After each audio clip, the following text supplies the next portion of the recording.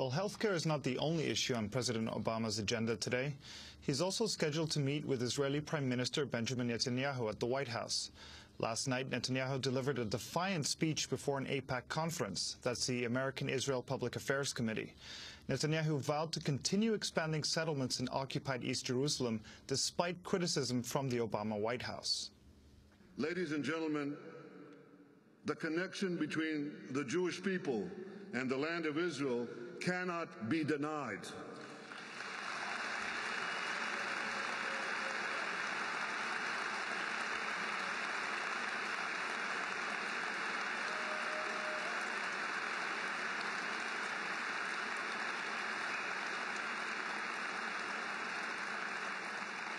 The connection between the Jewish people and Jerusalem cannot be denied.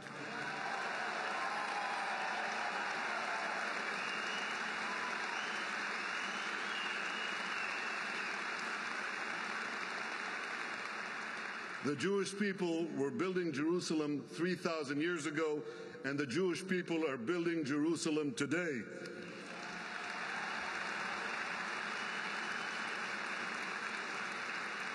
Jerusalem is not a settlement, it's our capital. Hours before Netanyahu spoke at the AIPAC conference, Secretary of State Hillary Clinton told AIPAC attendees that the U.S. commitment to Israel's security and Israel's future is rock solid.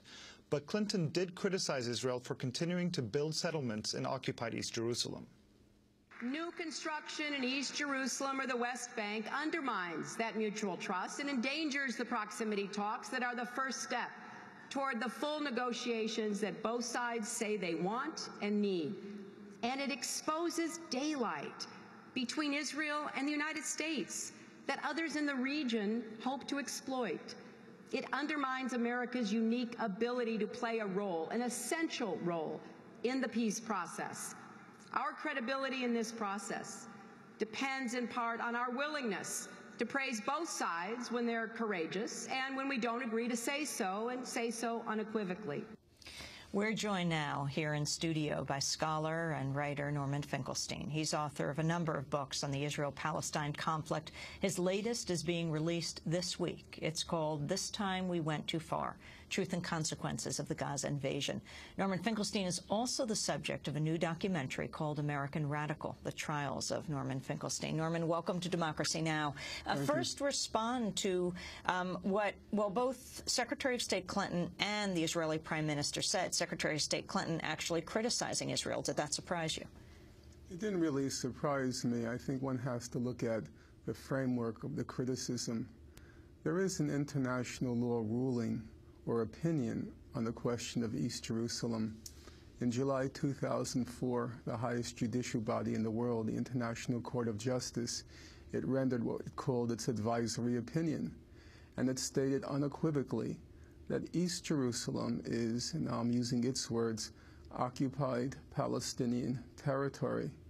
There's not a question here of conflicting claims to Jerusalem, let alone an Israeli exclusive right to East Jerusalem.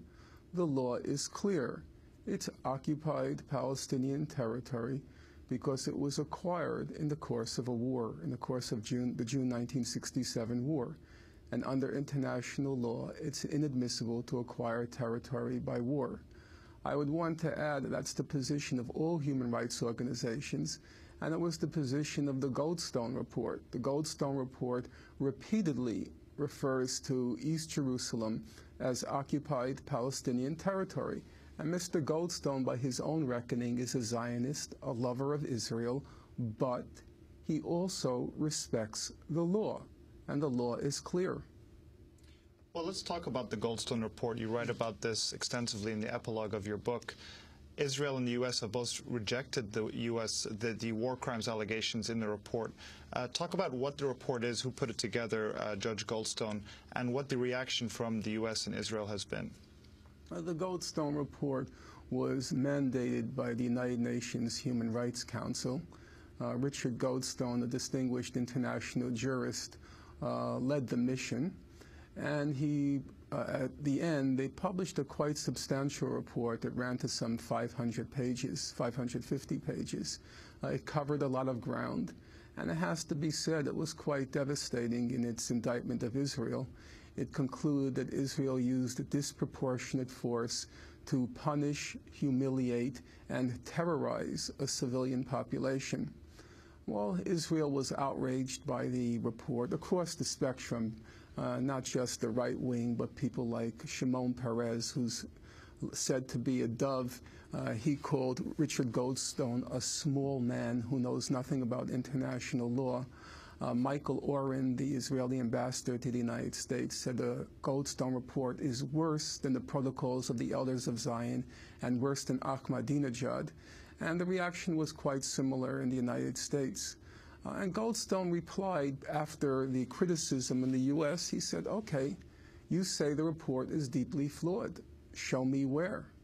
And to this day, and I've read all the critiques, there have been three major ones, one by this Israeli and American professor Moshe Halbertal. There was one by Professor Dershowitz of Harvard. And the Israelis put out just last week a 500-page rebuttal. And I tried, honestly, to look at it objectively, but they were very insubstantial responses. I was quite impressed by how well Goldstone has held up to the criticism. It was a very careful, cautious, and judicious report. And its conclusion? Its conclusion was that both Israel and Hamas were guilty of war crimes and possible crimes against humanity, that Israel has now an obligation to investigate, an independent investigation of what happened, and if they don't conduct an independent investigation, they have to go before the International Criminal Court. And Obama's response to this? The Obama administration has called the report deeply flawed, but not provided any substantive evidence to support that claim. And this latest flap between the U.S. and Israel about the expanding Jewish housing in East Jerusalem, it's been a lot about diplomatic ties, but they have not talked at all about holding any U.S. military aid or economic aid to Israel. Talk about the level of aid to Israel. In fact, Hillary Clinton extolled the fact that it's increased in 2010 military aid to Israel. Well, I'm sure all of your listeners and your viewers are familiar with the magnitude of U.S. aid to Israel. I think the important development is what Amnesty International said after the invasion of Gaza.